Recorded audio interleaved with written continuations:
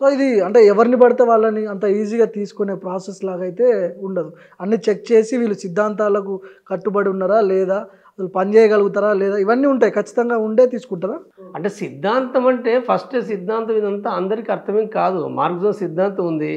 Marxism మొత్తం అర్థం కాదు కదా. కనీస విషయాలు కమ్యూనిస్ట్ పార్టీ అంటే మంచిది, ప్రజల కోసం పనిచేసేది.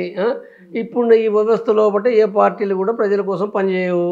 తప్పనిసరిగా మనం విముక్తి కావాలంటే మనం ఈ పార్టీలో బట్టి జాయిన్ కావడం ద్వారా ఇది ఉపయోగపడుతుంది అనేది కొన్ని విషయాలు అర్థం కావడమే. పూర్తిగా అర్థమేం కావు. పార్టీలకు పోయటానికంటే ముందే అన్ని విషయాలు అర్థం కావు. కాబట్టి ఈ రకంగా ఏంటంటే వాళ్ళు తీసుకుని ఆ తర్వాత వాళ్ళకి శిక్షణ ఇస్తారు. కంటిన్యూగా రాజకీయ అధ్యయనం కానీ మిలిటరీ కానీ ఈ అధ్యయనం ఉంటుంది. అయితే తీసుకునేటప్పుడు కొన్ని తప్పులు జరిగాయంటే జరుగుతాయి, జరిగినవి కూడా ఉన్నాయి కదా. జరిగినాయి కాబట్టి కోర్టులు వచ్చేది కదా. కోర్టు ఇప్పుడు చాలా వరకు ఏంటంటే వీలైన కాటికి సరైన వ్యక్తులనే తీసుకుంటారు. అయితే కొన్ని సందర్భంలో బట్టి కూడా కూడా వెళ్ళిపోతారు. బలహీనంగా కూడా వెళ్ళి వచ్చిన వాళ్ళు చాలామంది ఉన్నారు కదా. నెలకు 10 రోజులకు 20 రోజులకే వెళ్ళి వచ్చిన వాళ్ళు చాలామంది ఉన్నారు. ఎందుకంటే అక్కడ కష్టాలను తట్టుకోలేకపోవచ్చు, వాళ్ళు ఆ క్రమశిక్షణ తట్టుకోలేకపోవచ్చు. తిరిగి మళ్ళీ కుటుంబము తర్వాత ఇవన్నీ గుర్తుకొస్తాయి కదా. కాబట్టి వీటి నుంచి ఏంటంటే వెళ్ళొచ్చిన వాళ్ళు కూడా చాలామంది ఉన్నారు.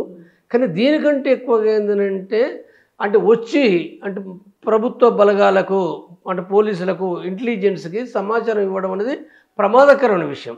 కానీ అట్లా జరిగిన సంఘటనలు కూడా ఉన్నాయి. అట్లా జరిగినవి కూడా ఏంటంటే చరిత్రలో చాలా జరిగినాయి. అంటే కోవర్ట్స్ అంటున్నాను కదా మనం, అట్లా ఆ రకంగా చేయవాళ్ళని కోవర్ట్స్. అంటే ఈ కోవర్ట్స్ అనే వాళ్ళు ముందే ప్రభుత్వము ఇంటెలిజెన్స్ వాళ్ళు ఆర్గనైజ్ చేస్తారు.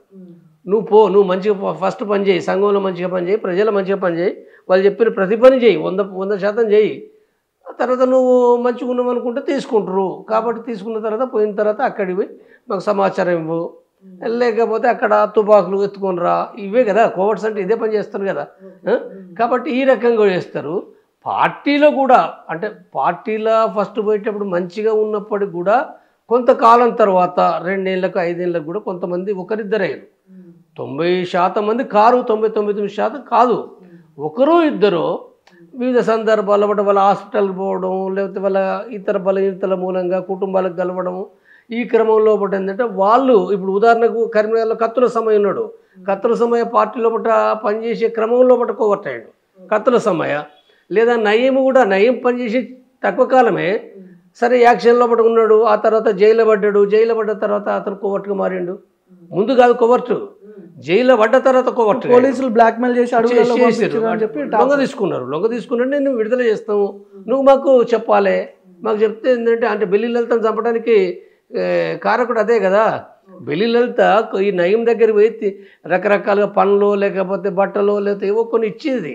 అంటే ఒక దగ్గర వాళ్ళు కాబట్టి ఈమె జైలు ములాఖతు పెట్టి ఆ రకంగా చేసింది. కానీ వాడేం చేసిండు, నయీం గాడు వాడు ఈమెను లలితను చంపించడానికి వాళ్ళ తమ్ముని ద్వారా ఆ ప్రయత్నం చేసి చంపించిండు వాడు. కాబట్టి ఈ రకమైన కోవర్ట్స్ కూడా అంటే తక్కువ. అంటే చిన్న ఎంత పీరియడ్ ఆయన అడవులలో ఉన్నాడు నయీం? అంటే ఇంత పెద్ద నయీం ఎప్పుడు అడవిలో లేడు. నయీం భువనగిరి దగ్గర కదా. భువనగిరి దగ్గర ఇక్కడ మైదానం లోపల పనిచేసిండు. జస్ట్ 6 నెలలో 3 నెలలో పనిచేసిండు. పనిచేసే క్రమం లోపల ఇదంతా మైదానమే కదా భువనగిరి. ఇదంతా ఏదో చిన్న దళం లోపల పనిచేసిండు. ఆ తర్వాత ఏంటంటే యాక్షన్ టీంలో పెట్టిండ్రు. అప్పుడు ఇక్కడ హైదరాబాద్ లోపల యాక్షన్స్ అయినాయి కదా.